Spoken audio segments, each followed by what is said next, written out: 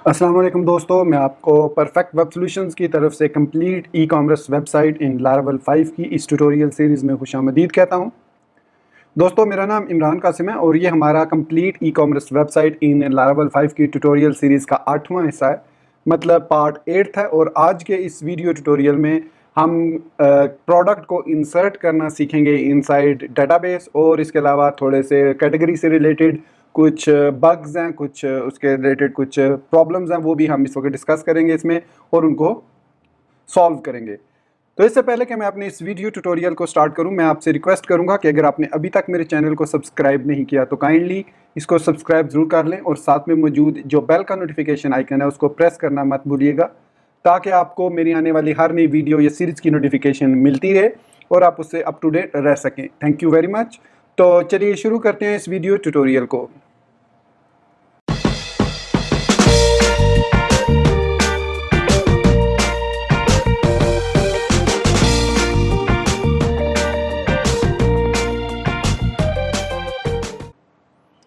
तो दोस्तों, सबसे पहले बात करते हैं उन बग्स की या प्रॉब्लम्स की जो हमें कैटेगरीज वाले सेक्शन में है। तो चलिए लॉगिन होते हैं यहाँ पर हम क्विकली, और जैसे ही मैं अपने एडमिन के अकाउंट से लॉगिन होऊंगा ये मुझे रीडायरेक्ट कर देगा एडमिन पैनल पर। तो दोस्तों देख सकते हैं इस वक्त मैं एडमिन पैनल पर रीडायरेक्ट होकर आ चुका हूँ। और यहाँ पर हमारी जो पहली प्रॉब्लम है वो ये है कि जब हम कैटेगरीज में ऑल कैटेगरीज पे जाते हैं और किसी भी कैटेगरी को, मैं सपोज इस कैटेगरी को जो कि चाइल्ड कैटेगरी है इलेक्ट्रॉनिक आइटम्स की, इसको एडिट करता हूँ, तो इसमें अगर आप यहाँ पर देखें तो इसी कैटेगरी का, यही जो कैटेगरी है इसका जो लिंक है वो भी आ रहा है इसमें लिस्ट में, जो कि नहीं होना चाहिए। जिस कैटेगरी को हम करंटली एडिट कर रहे हैं, ऐड करते हुए प्रॉब्लम नहीं है, लेकिन जब हम एडिट कर रहे हैं तो उस पर्टिकुलर कैटेगरी का जो है लिंक जो है वो नहीं आना चाहिए inside list of the categories, जो कि हम पेरेंट चाइल्ड कैटेगरी का रिलेशन बना रहे हैं। तो इसको ख़त्म करने के लिए मुझे क्या करना होगा, यहाँ पर मैं जाऊँगा अपने सबलाइम टेक्स्ट एडिटर में और यहाँ से मैं ओपन करूँगा अपना कंट्रोलर को, कैटेगरी कंट्रोलर को। HTTP के अंदर कैटेगरी कंट्रोलर है, इसको ओपन किया और यहाँ पर हम जाएंगे एडिट वाले फंक्शन में। तो एडिट वाले फंक्शन में क्या हमने लिखा हुआ है, कैटेगरी ऑल, मतलब तमाम कैटेगरीज को वो फेच करे। जबकि अब हम यहाँ पर वेयर क्लॉज लगाएंगे, वेयर आईडी, और यहाँ पर हम लिखाएंगे नॉट इक्वल टू, और यहाँ पर हम लिख देंगे कैटेगरी आईडी। मतलब जो कैटेगरी हम करंटली एडिट कर रहे हैं उस कैटेगरी के अलावा जो है वो बाकी सारी कैटेगरीज को कैटेगरीज वाली लिस्ट में सेव कर दे। तो ये एक इसमें बग था जो मैंने यहाँ पर अब फिक्स कर दिया। अब मैं इस पेज को जब रीलोड करूँगा तो आप देखेंगे कि यहाँ पर टॉप लेवल और इलेक्ट्रॉनिक आइटम्स अब सिर्फ आ रहा है, अब ये वाली कैटेगरी नहीं आ रही। तो ये था पहला बग जो हमने फिक्स कर दिया। दूसरा बग जो कि मुझे रिमाइंड करवाया हमारे एक सब्सक्राइबर ने, उन्होंने अपने कमेंट सेक्शन में, मेरे इसी वीडियो के कमेंट सेक्शन में लिखा था कि हम जब फोर्स डिलीट करते हैं किसी भी कैटेगरी को, सपोज अगर यहाँ पर मैं ऑल कैटेगरीज में जाता हूँ तो यहाँ पर हमारे पास डिलीट और ट्रैश का ऑप्शन है। तो जब मैं डिलीट करता हूँ, सपोज इस आईडी को मैं यहाँ से इस कैटेगरी को डिलीट करता हूँ, तो जो इसका हमारे पास वो पिवट टेबल है जो कि मिडल मैन का काम कर रहा है, कैटेगरीज को कैटेगरी से पेरेंट चाइल्ड रिलेशन बना रहा है, उसको रिकॉर्ड को डिलीट मैं नहीं कर रहा। मुझे चाहिए कि जब हम फोर्स डिलीट करें तो उस पिवट टेबल में मौजूद रिकॉर्ड को भी डिलीट हो जाना चाहिए। तो मैं आपको यहाँ पर दिखा देता हूँ कि वो कहने का मकसद क्या है। तो यहाँ पर मैं SQL Pro को ओपन करता हूँ। तो यहाँ पर ई कॉम की हम साइट, अगर मैं यहाँ पर कैटेगरीज में जाऊँ, अब ये मोबाइल कैटेगरी है, इसकी ID 2 है। तो कैटेगरी पेरेंट वाले जो रिलेशन है उसमें हमारे पास यहाँ पर ये आप देख सकते हैं कि कैटेगरी जो हमारे पास 1 है उसकी 0 है, और जो कैटेगरी 2 है उसकी पेरेंट आईडी 1 है। अगर करंट सिचुएशन में अगर मैं इस कैटेगरी को रिमूव करता हूं तो ये जो रिकॉर्ड है ये रिमूव नहीं होता। इसकी रीज़न ये है कि यहाँ पर जो मैंने रिमूव डिस्ट्रॉय का जो फंक्शन लगाया, इसके अंदर सिर्फ और सिर्फ मैं कैटेगरी को फोर्स डिलीट कर रहा हूँ। तो इसका सोल्यूशन बहुत ही सिंपल है। हमें करना क्या होगा कि जिस तरीके से हमने यहाँ पर कैटेगरी चिल्ड्रन को डीटैच करके दोबारा अटैच किया था, तो सिंपली हमें यहाँ पर डीटैच करना होगा इसको। तो यहीं पे हम इफ़ में लिख देते हैं कि इफ़ कैटेगरी चिल्ड्रन डिटैच, मतलब सक्सेसफुली वो डिटैच हो गए हैं, और फिर उसके बाद कैटेगरी डिलीट सक्सेसफुली हो चुकी है, और सॉरी मैंने गलत जगह पे लिख दिया, इसको इस जगह पे लिखना था डिस्ट्रॉय वाले मेथड में। तो कैटेगरी फोर्स डिलीट हो जाती है तो कैटेगरी सक्सेसफुली डिलीटेड और अनलिंक्ड हो जाएगी हमारे टेबल से, पिवट टेबल से भी। तो अभी मैं दिखाता हूँ, अब पहले जो था वो नहीं था रिमूव और अब मैंने ये ऐड किया कैटेगरी चिल्ड्रन डिटैच। तो अब ये हमारी जो है ये वाली ID 2 parent ID 1 category ID 2 जो है ये ख़त्म हो जाएगी जब मैं यहाँ पर इसको फोर्स डिलीट करूँगा। तो मैं डिलीट पे क्लिक करता हूँ और ओके पे। तो यहाँ पर ये देख सकते हैं कैटेगरी सक्सेसफुली डिलीटेड का मैसेज आ गया। और यहाँ पर अब मैं इस पेज को जब रीलोड करूँगा तो अब आप देख सकते हैं कि यहाँ से वो कैटेगरी ID रिमूव हो चुकी है और यहाँ पर हमारे पास कैटेगरीज में से भी वो रिमूव हो चुकी है। तो ये था एक दो छोटे छोटे बग्स थे। एक तो मुझे रिमाइंड कराया हमारे एक फॉलोअर ने और एक मुझे खुद लगा कि ये वाली चीज़ होनी चाहिए थी। तो ये थे वो बग। अब हम बढ़ते हैं अपने कैटेगरी प्रोडक्ट वाले सेक्शन की तरफ। तो जो प्रोडक्ट्स का सेक्शन है जो कि यहाँ पर हमारे पास ऑल प्रोडक्ट्स आएंगी, यहाँ पर डिस्प्ले होंगी तमाम प्रोडक्ट्स और यहाँ पर हम ऐड प्रोडक्ट कर सकते हैं। तो इसमें सबसे पहले हम यहाँ पर कैटेगरीज़ की लिस्ट जो कि हमारे पास इस वक्त कैटेगरीज़ मौजूद हैं कैटेगरीज़ वाले टेबल में, वो सारी कैटेगरीज़ यहाँ पर लिस्ट करते हैं। तो इसके लिए हमें क्या करना होगा, यहाँ पर हम जाएंगे प्रोडक्ट कंट्रोलर में और यहाँ पर जो क्रिएट का जो मेथड है इसको पास करेंगे हम कैटेगरीज जस्ट लाइक हमने जैसे उसको किया था। तो कैटेगरी कॉलम ऑल, इसमें हम ऑल करेंगे क्योंकि हमें तमाम कैटेगरीज चाहिए और साथ ही हम यहाँ पर यूज़ ऐप/कैटेगरी भी कर देंगे ताकि हम उसको यूज़ कर सकें। फिर उसके बाद यहाँ पर हम कॉम्पैक्ट करके कैटेगरीज को डिस्प्ले कर देंगे, पास कर देंगे एडमिन प्रोडक्ट्स क्रिएट वाले व्यू को। तो यहाँ पर आप व्यू की तरफ चलते हैं, व्यू में हम आएंगे एडमिन प्रोडक्ट क्रिएट वाले व्यू में और जहाँ पर हम यहाँ पर कैटेगरीज लिस्ट करवा रहे हैं उस सेक्शन में जाएंगे। ये हमारी कैटेगरीज हैं और यहाँ पर हम इन ऑप्शंस को रिमूव करके एक ही ऑप्शन को रख लेते हैं और यहाँ पर हम ऐड करेंगे लूप को if categories count greater than 0। अगर तो वो ज़्यादा है तब वो यहाँ पर डिस्प्ले करेगा एंड इफ लगा देंगे एंड इफ। और यहाँ पर अब हम इधर डिस्प्ले करेंगे लूप लगाना होगा यहाँ पर। इसके बाद for each categories as category और यहाँ पर अब हम कैटेगरी टाइटल डिस्प्ले करवा देंगे और यहाँ पर हम ये सिंपल काम है कैटेगरी ID डिस्प्ले कर देंगे और एंड फॉर ईच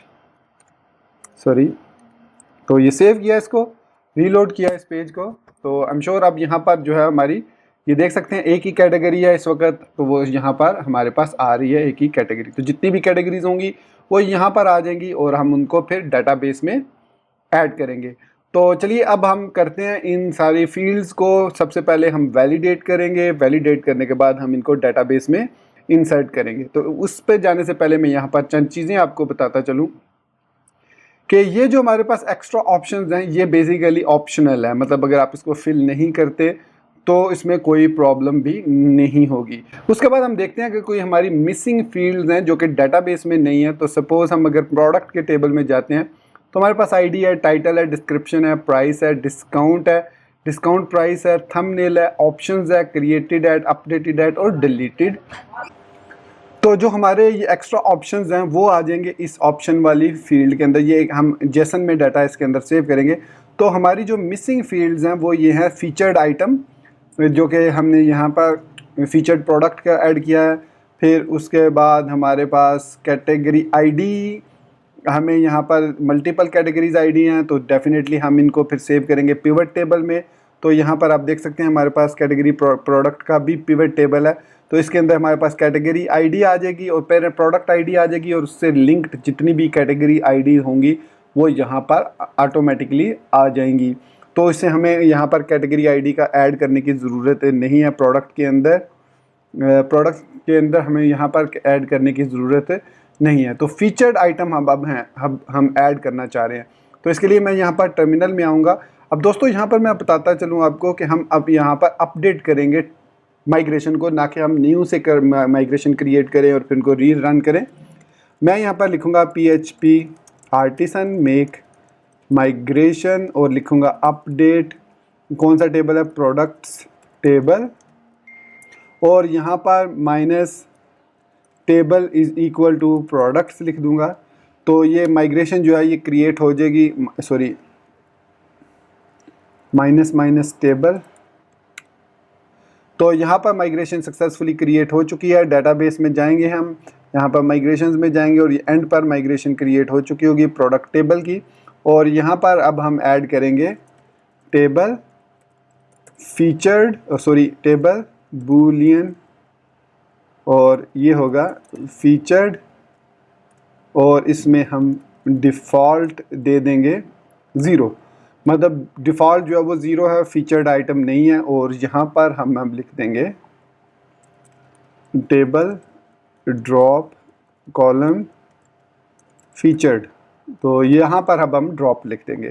तो PHP आर्टिसन माइग्रेट करेंगे, तो ये माइग्रेट हो गया हमारा टेबल।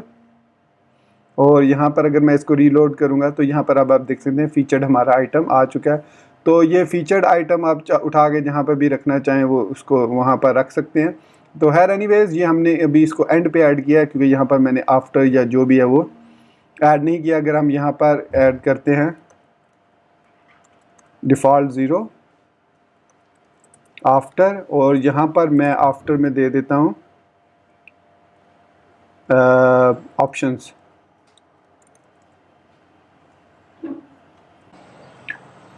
तो अब हमने यहाँ पर आफ्टर ऑप्शंस लिख दिया। तो मैं अब यहाँ पर इसको दोबारा से रिफ़्रेश कर लेता हूँ। तो PHP artisan migrate fresh command run करूँगा और साथ डैश सीड, ताकि हमारे जो रोल्स और डिफ़ॉल्ट यूज़र है वो दोबारा से क्रिएट हो जाए। तो यहाँ पर अब हमारी माइग्रेशन रीसेट हो चुकी है। और अब अगर हम यहाँ पर जाके दोबारा से देखें अपना प्रोडक्ट्स का टेबल, तो यहाँ पर अब आप देख सकते हैं कि हमारा जो फीचर्ड वाला आइटम है अब वो ऑप्शंस के बाद आ रहा है। तो इस तरीके से अब हम इसको ऑप्शंस में ऐड कर सकते हैं।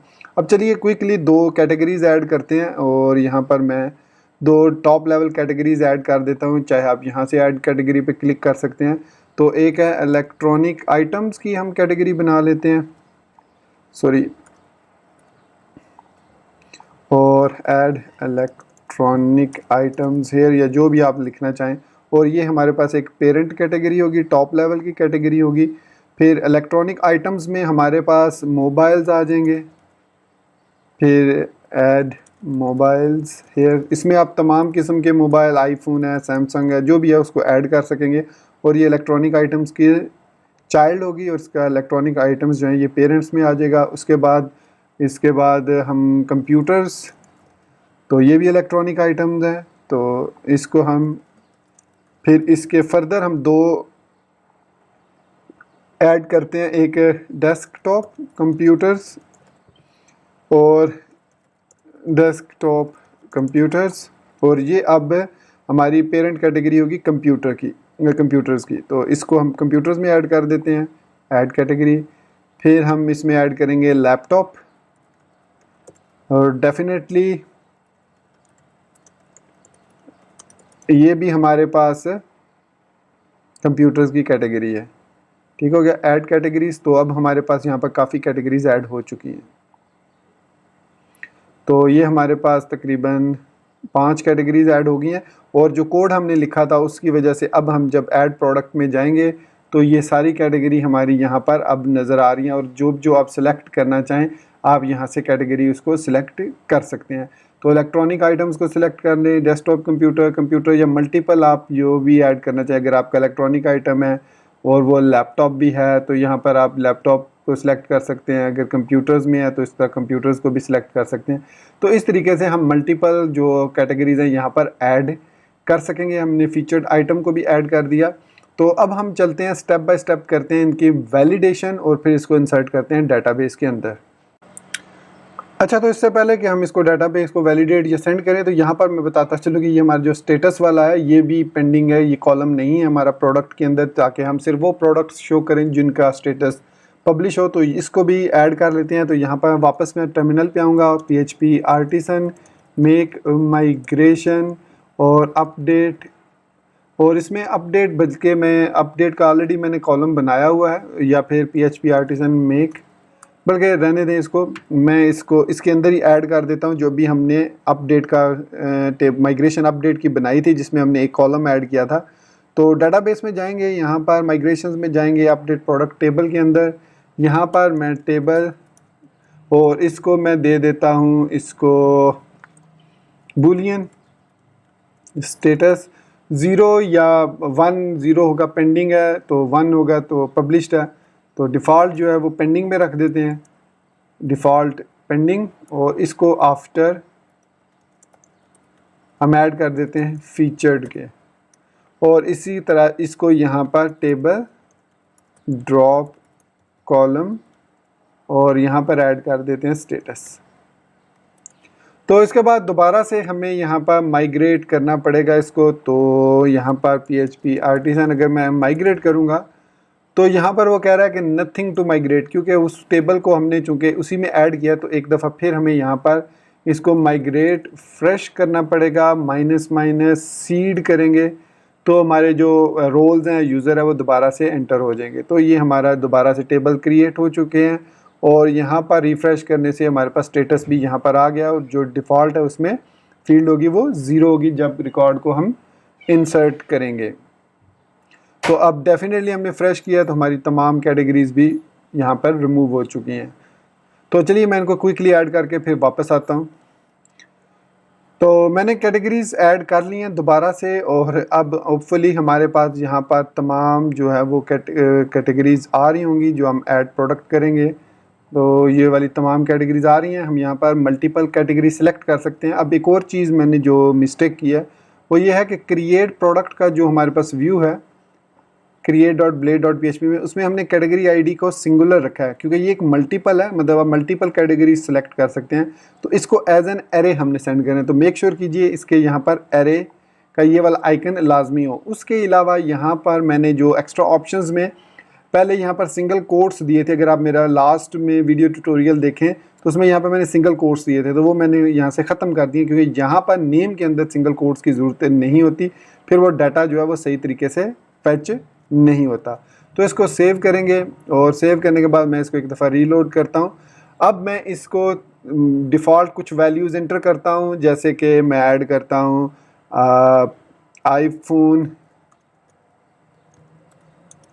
X और iPhone X is new mobile, जो भी आप इसके फीचर ऐड करना चाहें। और यहाँ पर इसकी प्राइस मैं डॉलर में $1000 लिख देता हूँ। डिस्काउंट 0 है, कोई डिस्काउंट नहीं, कोई एक्स्ट्रा ऑप्शन नहीं है। फिर इसके बाद इसकी इमेज में यहाँ पर हम कोई सा भी डमी इमेज ब्राउज़ करके सिलेक्ट कर सकते हैं। तो मैं यहाँ से कोई एक डमी इमेज सिलेक्ट कर लेता हूँ। तो ये मैं सिलेक्ट कर लेता हूँ, ओपन करूँगा तो यहाँ पर ये डमी इमेज आ गया। ये फीचर्ड प्रोडक्ट नहीं है, और चूंकि ये मोबाइल है और इसके अलावा एक इलेक्ट्रॉनिक आइटम भी है, तो मैंने इसको दोनों कैटेगरीज असाइन कर दी, इलेक्ट्रॉनिक आइटम्स वाली भी और मोबाइल्स वाली भी। तो अब मैं जब इस रिकॉर्ड को सबमिट करूँगा, और यहाँ पे स्टेटस में मैं इसको कर देता हूँ पब्लिश।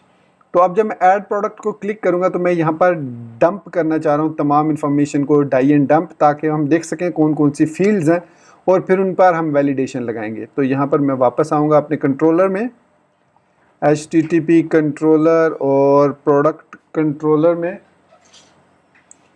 और इस प्रोडक्ट कंट्रोलर के अंदर मैं यहाँ पर जो स्टोर है उसके अंदर यहाँ पे रिक्वेस्ट ऑल को डाई एंड डंप कर रहा हूँ। सेव करके इसको मैं एक दफ़ा ऐड प्रोडक्ट पे क्लिक करूँगा जब, तो आप यहाँ पर देख सकते हैं कि हमारे पास टोकन आ गया, CSRF टोकन भी आ गया, टाइटल भी आ गया, स्लग भी आ गया, डिस्क्रिप्शन, इसके बाद इसकी डिस्काउंट प्राइस 0, एक्स्ट्राज में हमारे पास नल वैल्यूज़ आ रही हैं। यहाँ पर ये देख सकते हैं तमाम वैल्यूज़ नल हैं, इनको भी हम ऐड नहीं करेंगे।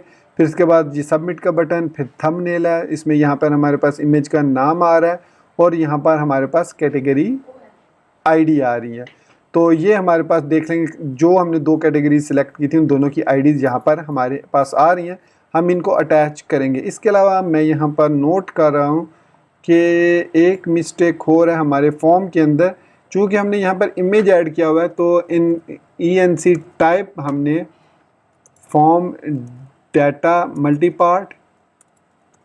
मल्टीपार्ट स्लैश फॉर्म डाटा हमने ऐड नहीं किया था। तो मल्टीपार्ट स्लैश फॉर्म डाटा ये लाजमी ऐड करना है इंक्रिप्शन टाइप। जब आपके पास जो फाइल टाइप एडिड हो आपके फॉर्म के अंदर तो ये आपने मल्टीपार्ट स्लैश फॉर्म डाटा ये लाजमी ऐड करनी है इंक्रिप्शन टाइप। इसके बाद ही आप इसको रीसबमिट करेंगे। तो यहाँ पर मैं वापस आता हूँ और इसको एक दफ़ा रीलोड कर लेते हैं दोबारा से। तो ये अब यहाँ पर मैं ऐड कर लेता हूँ दोबारा से आईफोन एक्स और यहाँ पर मैं इसकी प्राइस 1000 ऐड कर देता हूँ। और यहाँ पर इमेज में से मैं कोई सा भी रैंडम इमेज यहाँ से सिलेक्ट कर लेता हूँ। कैटेगरीज़ में से मैं इसको दे देता हूँ इलेक्ट्रॉनिक्स है और साथ ये एक मोबाइल्स की है। और इसके अलावा स्टेटस इसका मैं पब्लिश दे देता हूँ। और इसके बाद मैंने स्टेटस को नेम दिया हुआ है या नहीं दिया हुआ, पेंडिंग, और हमारे पास पेंडिंग, हाँ वैल्यू 1 है और आईडी है और नेम नहीं दिया हुआ मैंने इसको। तो name is equal to status दे देते हैं इसको, क्योंकि मैं नोट कर रहा था कि काफ़ी सारी फॉर्म के अंदर भी वैलिडेशंस करने से पहले हमें चेक करना होगा हर चीज़ को। तो चलिए मैं तमाम चीज़ों को चेक करने के बाद वापस आता हूँ आपके पास और फिर इसकी वैलिडेशन क्रिएट करते हैं। तो मैंने सारी फॉर्म की वैलिडेशन वगैरह चेक कर ली हैं, मतलब फ़ील्ड्स जो आ रही हैं। तो यहाँ पर अब हमारे पास सारी फ़ील्ड्स आ रही हैं, स्टेटस भी आ रहा है हमारे पास। तो यहाँ पर सबमिट भी आ रहा है प्रोडक्ट का। तो स्टेटस जो भी हम सिलेक्ट करेंगे वो यहाँ पर आ जाएगा हमारे पास। और थंबनेल में आप यहाँ पर देख सकते हैं अपलोडेड फाइल का ऑप्शन आ रहा है।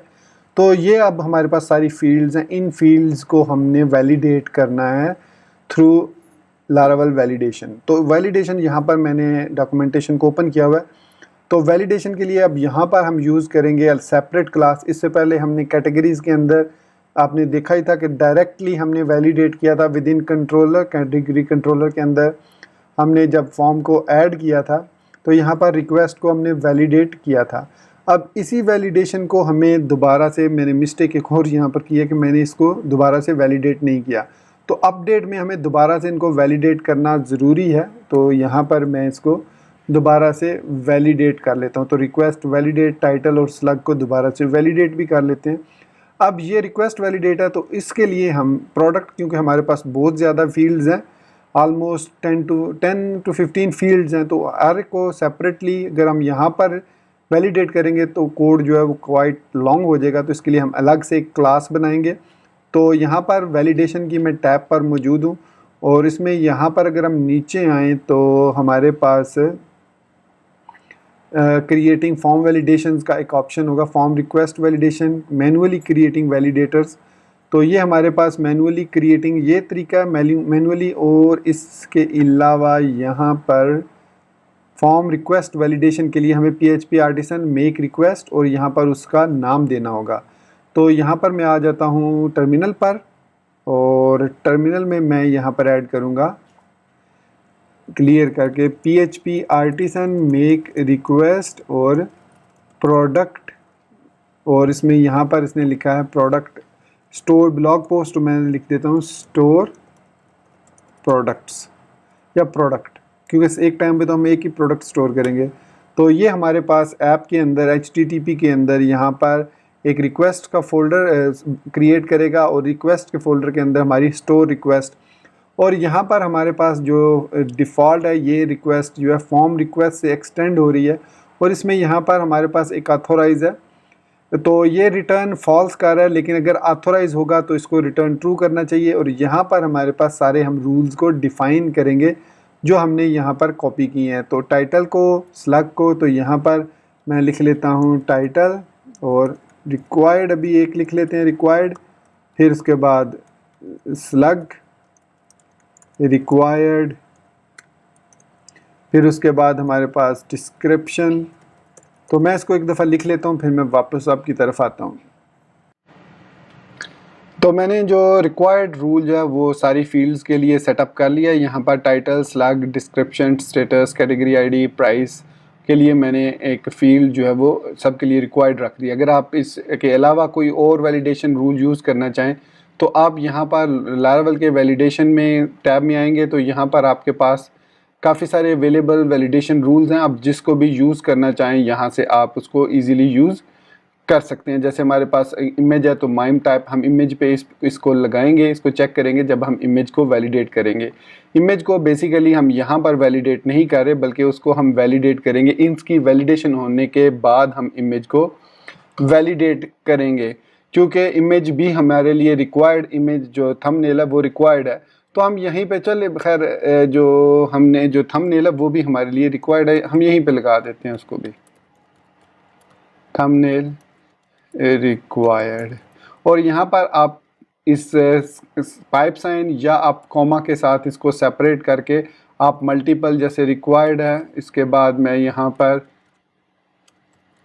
ये जो माइम टाइप है इसकी माइम टाइप में यहाँ पर आप देख सकते हैं कि यहाँ पर काफ़ी सारी माइम टाइप्स लिखी हैं। यहाँ पे आप देख सकते हैं फ़ोटोज़ है, इसकी एक्सटेंशंस।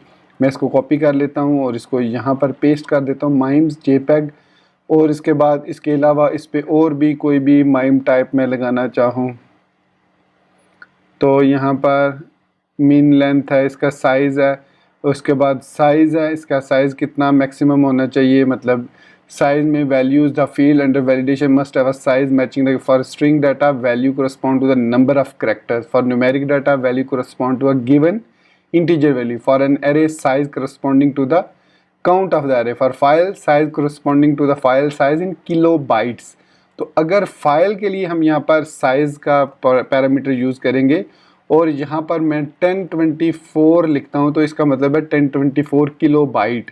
तो मैं 2048 लिखूँगा तो इसका मतलब है 2 MB की फ़ाइल हम मैक्सिमम जो है वो अपलोड कर सकते हैं, इससे ज़्यादा का साइज़ हम अपलोड नहीं कर सकते। तो ये मैंने इसके लिए वैलिडेशन लगा दी। आप इसी तरीके से यहाँ से देखकर जो भी आप रिक्वायर्ड करना चाहें, जैसे स्ट्रिंग है कि यहाँ पर वैलिडेशन, अब मैं यहाँ पर वैलिडेशन रूल्स को एक्सप्लेन करने बैठ जाऊँ तो ये वीडियो और लंबी हो जाएगी। तो इसलिए मैं यहाँ पर अगर स्ट्रिंग है या न्यूमेरिक वैल्यू है, उसके अंदर वैल्यूज़ जो है the field under must be a numeric, तो यहाँ पर सपोज़ मैं प्राइस के लिए यहाँ पर मैं पाइप साइन यूज़ कर लेता हूँ और इसको न्यूमेरिक कह देता हूँ। इसी तरीके से हमारे पास स्टेटस की फील्ड भी न्यूमेरिक है क्योंकि ये 0 और 1 की सूरत में आ रही है। और जो टाइटल है वो स्ट्रिंग है, डिस्क्रिप्शन स्ट्रिंग है, तो प्राइस भी न्यूमेरिक होगी। कैटेगरी आईडी भी हमारे पास ये भी जो है वो न्यूमेरिक ही है, मतलब इसमें आईडीज़ ही आ रही हैं, तो लेकिन ये एरे की सूरत में आ रही है।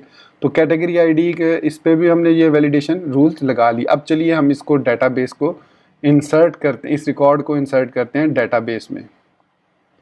तो यहाँ पर मैं आऊँगा, इसको पेज को मैं रिफ़्रेश करता हूँ और यहाँ पर कंट्रोलर को मैं ओपन कर लेता हूँ क्योंकि हमने डेफिनेटली कंट्रोलर के थ्रू रिकॉर्ड को इंसर्ट करना है, प्रोडक्ट कंट्रोलर के थ्रू।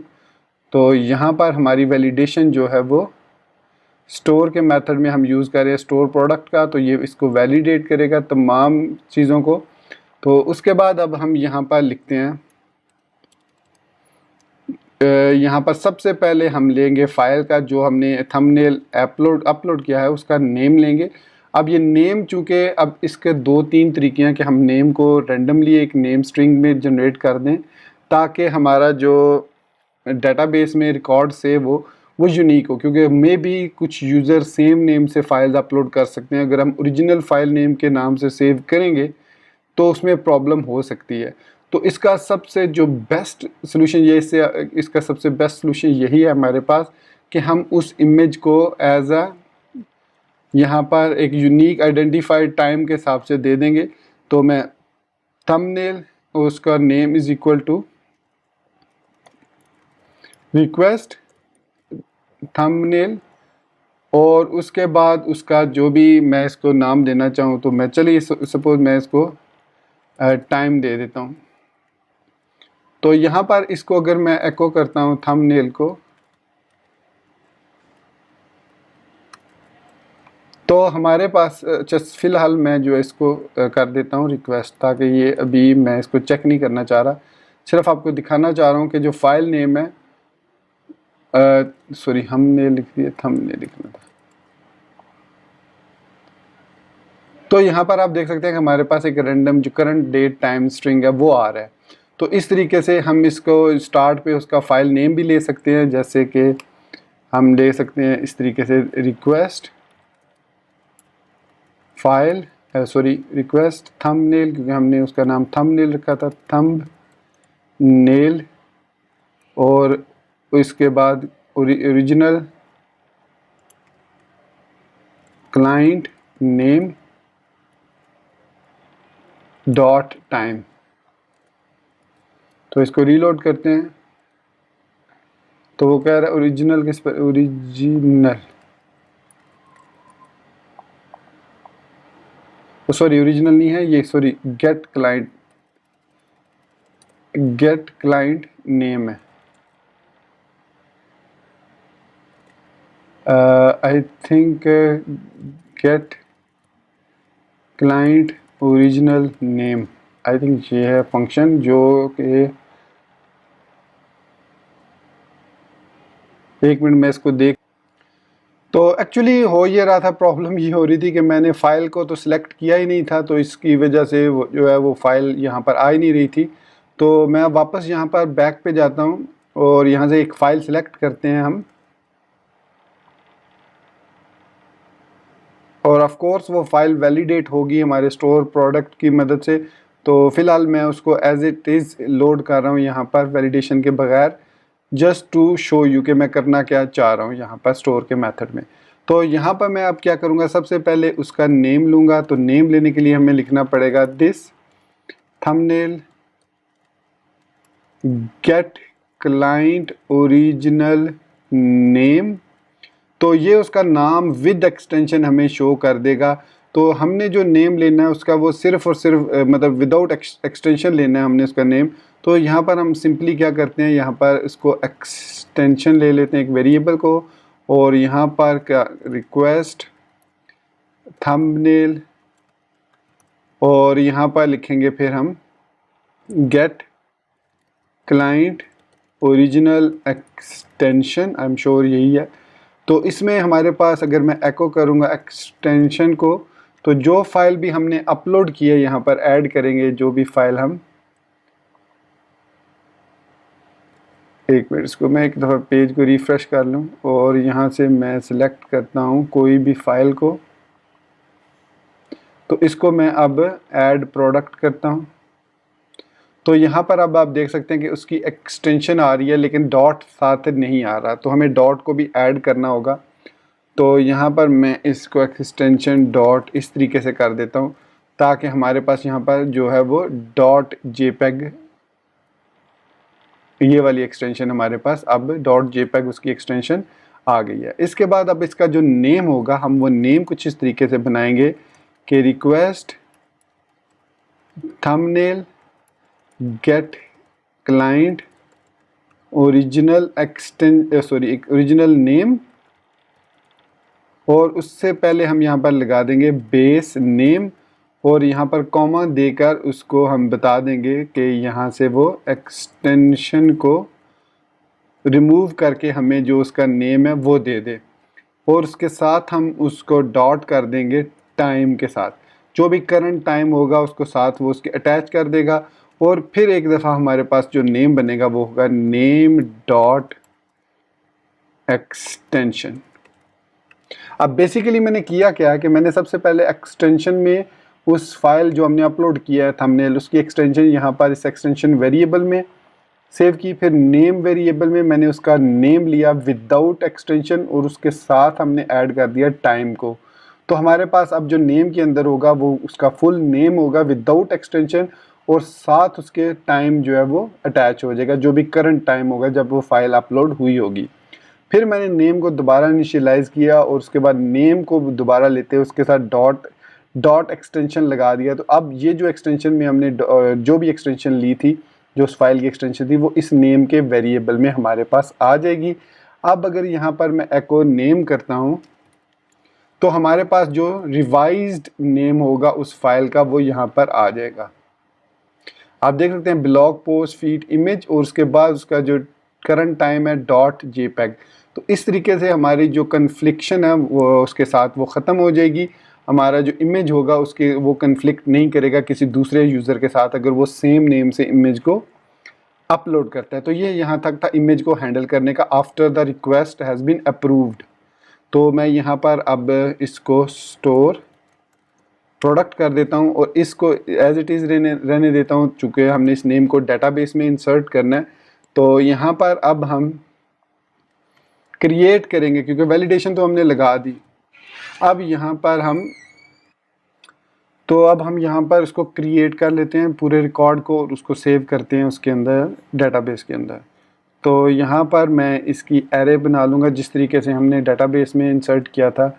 तो यहाँ पर भी हम क्रिएट करेंगे जिस तरीके से हमने कैटेगरी कंट्रोलर के अंदर जब क्रिएट किया था मेथड। तो ये देख सकते हैं स्टोर के वैलिडेशन करने के बाद हमने कैटेगरी क्रिएट किया था और रिक्वेस्ट ओनली, फिर उसमें हमने सारी वो डाटा पास किया था। तो अब यहाँ पर भी हमारे पास प्रोडक्ट आ रही है, ऐड किया हुआ है। तो हमने यहाँ पर लिख सकते हैं प्रोडक्ट कॉलन कॉलन क्रिएट। अब क्रिएट करने से पहले मेक श्योर कीजिए कि जो आपका प्रोडक्ट का मॉडल है उसके अंदर आपने या तो प्रोटेक्टेड गार्डेड को यूज़ किया हो या फिलेबल को यूज़ किया हुआ हो, उसके बाद ही आप उसको यूज़ कर सकते हैं। तो क्रिएट हम यहाँ पर रिक्वेस्ट ओनली, और उसके बाद हमने इसको यहाँ पर इस फाइल को हमने मूव भी करना है किसी लोकेशन पर। तो उसको स्टोर करने के लिए हम यहाँ पर यूज़ कर सकते हैं स्टोर का मेथड है जो यहाँ पर हमारे पास लारावेल के अंदर रिक्वेस्ट ऑब्जेक्ट में है।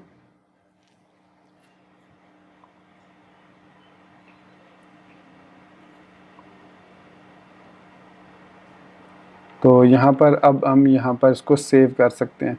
तो ये उसने बताया कि किस तरीके से हम उसका पाथ ले सकते हैं और उसकी एक्सटेंशन इजी वे है, फ़ोटो एक्सटेंशन उसकी उठा लें। फिर स्टोरिंग के लिए हम उसको स्टोर कर सकते हैं जहाँ पर भी हम इसको सेव करना चाहें। तो यहाँ पर अब हम इसको सेव करेंगे इस तरीके से, कॉपी, और यहाँ पर रिक्वेस्ट फ़ोटो की बजाय हमारा जो है थंबनेल है और उसको स्टोर करेंगे हम इमेजेस के फ़ोल्डर में। और वो इमेजेस का जो फ़ोल्डर है वो हमारा यहाँ पर पब्लिक के अंदर ये इमेजेस का फ़ोल्डर है, ठीक है। तो इसके अंदर वो इसको स्टोर कर देगा। तो इसका एक तरीका तो ये है कि हम इसको स्टोर करें। एक इसका दूसरा तरीका है स्टोर एज़। अब स्टोर एज़ में हमें ये फ़ायदा हो जाता है कि हम यहाँ पर कॉमा दे के उसका नेम दे सकते हैं कि जो भी हमने नेम खुद से क्रिएट किया था वो नेम जो हमने यहाँ पे दिया था उस नेम के साथ इमेजेस के अंदर उस प्रोडक्ट को वो सेव कर देगा। उसके बाद हम यहाँ पर रिक्वेस्ट ओनली में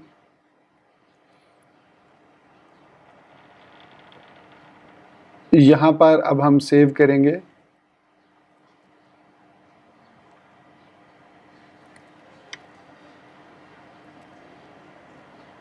बल्कि हम यहाँ पर इस तरीके से इसको करते हैं डिफरेंट तरीके से। अब यहाँ पर सबसे पहले हम टाइटल, और टाइटल में हम दे देते हैं रिक्वेस्ट टाइटल, और स्लग में दे देते हैं रिक्वेस्ट स्लग। और इसी तरीके से जो हमने यहाँ पर स्टोर प्रोडक्ट के अंदर ये जो इंस्टॉल की थी इसको मैं यहाँ से कॉपी कर लेता हूँ और यहाँ पर मैं इसको पेस्ट कर देता हूँ। और यहाँ पर सिर्फ हमें चेंज करना पड़ेगा रिक्वेस्ट टाइटल, क्योंकि ये वैलिडेट हो चुका है रिकॉर्ड।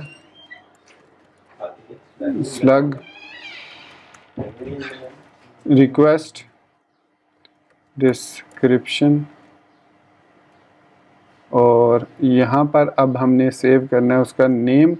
तो यहाँ पर हम लिखेंगे सिंपली नेम, उसका जो भी नेम हमने यहाँ पर इसको नेम विद एक्सटेंशन दिया वो नेम यहाँ पर हम देंगे। फिर उसके बाद यहाँ पर स्टेटस उसका जो भी आएगा रिक्वेस्ट स्टेटस, और यहाँ पर अब कैटेगरी आईडी को यहाँ पर हम ऐड नहीं करेंगे, कैटेगरी आईडी को हम अलग से रिक्वेस्ट, क्योंकि वो इसकी फील्ड नहीं है कैटेगरी आईडी। तो यहाँ पर अब प्राइस आ जाएगी और इसके बाद यहाँ पर हमारे पास प्रोडक्ट के वेरिएबल में ये प्रोडक्ट आ जाएगी। तो अब यहाँ पर हम चेक लगाएंगे इफ़ प्रोडक्ट एंड प्रोडक्ट, और यहाँ पर कैटेगरीज, आई थिंक मैंने जो प्रोडक्ट के मॉडल के अंदर कैटेगरीज का बनाया था टेबल, सॉरी मेथड, तो कैटेगरीज अटैच, और यहाँ पर अब मैं पास करूँगा रिक्वेस्ट कैटेगरी आईडी। तो यहाँ पर अब मैंने ये चेक इसलिए लगाया क्योंकि यहाँ पर मैं रिटर्न करूँगा रिस्पॉन्स को, और यहाँ पर लिखूँगा रिटर्न बैक विद मैसेज और प्रोडक्ट सक्सेसफुली एडिट, एक ये मैसेज होगा। और अगर कोई भी एरर इसमें आता है रिकॉर्ड इंसर्शन में, तो मैसेज में यहाँ पर रिटर्न कर दूँगा एरर इंसर्टिंग प्रोडक्ट, तो ये हमारा जो है वो एरर मैसेज आ जाएगा। और यहाँ से मैं डाई एंड डंप को ख़त्म कर देता हूँ। तो ये हमारा जो है स्टोर का मेथड बनेगा, तरीका होगा स्टोर करने का। एक्सटेंशन सबसे पहले गेट करेंगे, फिर नेम को वैलिडेट करेंगे, फिर उसका जो पाथ में हमारे पास पाथ, बल्कि हम यहाँ पर अगर कंप्लीट पाथ ही इसका सेव कर दें, थंबनेल की जगह उसका पूरा पाथ हम सेव कर देते हैं, जो ये यहाँ पर इसमें आएगा हमारे पास। तो सेव करते हैं इसको, रिकॉर्ड को अब इंसर्ट करते हैं और चेक करते हैं क्या वैल्यूज़ इंसर्ट हुई हैं। तो यहाँ पर हम वापस आएंगे प्रोडक्ट के, और ऐड प्रोडक्ट यहाँ पर क्लिक कर लें, या यहाँ से ऐड पर क्लिक कर लें। यहाँ पर मैं सिलेक्ट करता हूँ आईफोन एक्स, और आईफोन एक्स आ गया यहाँ पर। इसकी प्राइस यहाँ पर मैं ऐड कर देता हूँ, और डिस्काउंट कोई नहीं है, इस पर ज़ीरो है। और हाँ, यहाँ पर मैं फीचर्ड वाले को ऐड करना भूल गया, रिक्वायर्ड नहीं है, ये ऑप्शनल फील्ड है, लेकिन चूंकि ये अब यहाँ पर फीचर्ड, और अगर हम यहाँ पर फीचर्ड सिलेक्टेड है, बल्कि इसके रिक्वेस्ट फीचर्ड, तो यहाँ पर रिक्वेस्ट फीचर्ड एल्स इसमें ज़ीरो जो है वो सेव हो जाएगा। तो ये हमने इसमें डाटा सेव कर दिया। और इसके अलावा डिस्काउंट प्राइस को भी हम देख लेते हैं। डिस्काउंट प्राइस सेम उसी तरीके से देखेंगे हम इसको, request discount price, request discount price else zero. तो ये भी हमारे डिस्काउंट प्राइस भी इसमें आ गई। तो अब हम यहाँ पर इसको ज़ीरो हो गया इसमें, इसको एक्स्ट्रा ऑप्शंस को हम बाद में देखेंगे। तो यहाँ पर इसको ब्राउज़ किया, इमेज को कोई भी एक इमेज सेलेक्ट कर लिया, और स्टेटस में हम यहाँ से पब्लिश सेलेक्ट कर लेते हैं, और बाकी कैटेगरीज में से मोबाइल और इलेक्ट्रॉनिक आइटम्स, बाकी सिर्फ मोबाइल ही सिलेक्ट कर लेते हैं, हमें इलेक्ट्रॉनिक आइटम की सिलेक्ट करने की ज़रूरत नहीं है। तो ये अब हमारे पास मोबाइल यहाँ पर आ गया, सारी फील्ड्स एंटर हो गई, और अब हम करते हैं ऐड प्रोडक्ट। तो ये कह रहा है store app HTTP request store product not found, store product, और यहाँ पर हमारा जो स्टोर प्रोडक्ट है ये रिटर्न ट्रू है। वो सॉरी, यहाँ पर मैं ये कॉमा लगाना भूल गया था।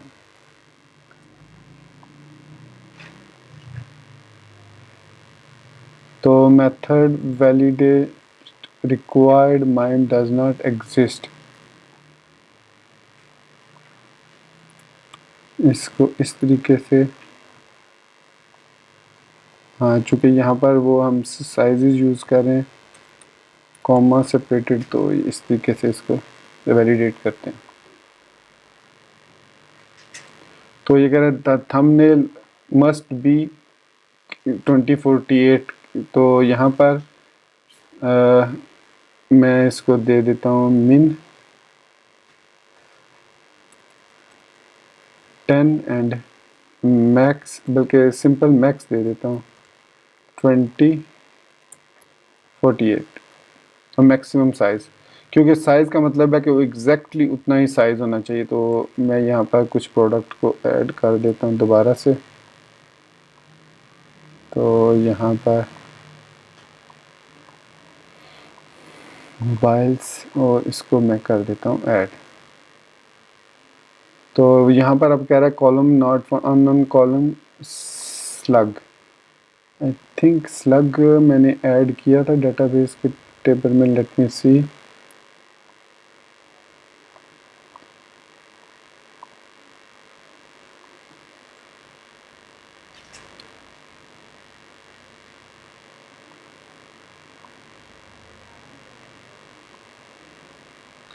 प्रोडक्ट्स और यहाँ पर प्राइस स्लग नहीं है, तो स्लग का कॉलम मैंने ऐड नहीं किया। चलिए मैं इसको ऐड करके दोबारा वापस आता हूँ।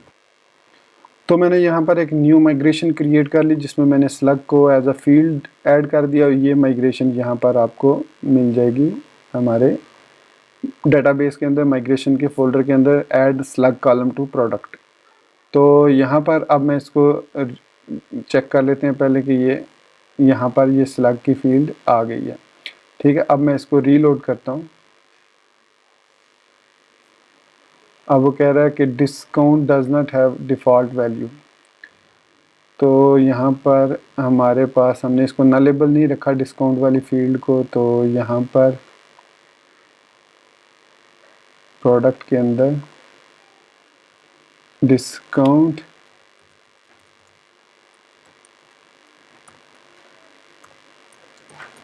रिक्वेस्ट डिस्काउंट अगर है तो रिक्वेस्ट डिस्काउंट, एल्स इसमें इंसर्ट हो जाए 0। हमने यहाँ पर अब इसको दोबारा से रीलोड करते हैं। तो अब हमारा चेक करते हैं डेटाबेस में रिकॉर्ड इंसर्ट हुआ है या कोई एरर आया, क्योंकि वापस उसी में आया विदाउट एनी मैसेज। तो देयर आर चांसेस कि कोई वैलिडेशन नहीं, रिकॉर्ड हमारा जो है वो इंसर्ट हो चुका है सक्सेसफुली। फीचर्ड स्टेटस 1 और स्लग भी आ गया, टाइटल भी आ गया। तो हमारा इस तरीके से ये रिकॉर्ड सक्सेसफुली इंसर्ट हो चुका है। लेकिन मैसेज क्यों नहीं आया, उसको देखते हैं कि मैसेज क्यों नहीं आया कि सक्सेसफुली रिकॉर्ड इंसर्ट हो चुका है। तो यहाँ पर प्रोडक्ट कंट्रोलर के अंदर if product and product category से अटैच, अच्छा अटैच को भी चेक कर लेते हैं कि अटैच उसने रिकॉर्ड को किया है या नहीं। तो कैटेगरी प्रोडक्ट के अंदर आप देख सकते हैं कि कैटेगरी ID 2 जो है वो प्रोडक्ट ID 1 को असाइन हो चुके हैं। इसका मतलब है कि हमारा रिकॉर्ड जो है वो सक्सेसफुल इंटर हो चुका है। तो नेक्स्ट वीडियो ट्यूटोरियल में हम इसको यहीं से आगे लेके चलेंगे, क्योंकि ये वीडियो जो है काफ़ी लंबी हो चुकी है, ऑलमोस्ट 45 मिनट्स की। तो मैं इससे ज़्यादा इसको लेंथ ही नहीं करना चाह रहा। तो बाकी हम नेक्स्ट वीडियो ट्यूटोरियल में देखेंगे। तो तब तक मुझे इजाज़त दीजिएगा। Thank you very much for being with me till end. Take care, Allah हाफिज़ एंड बाय।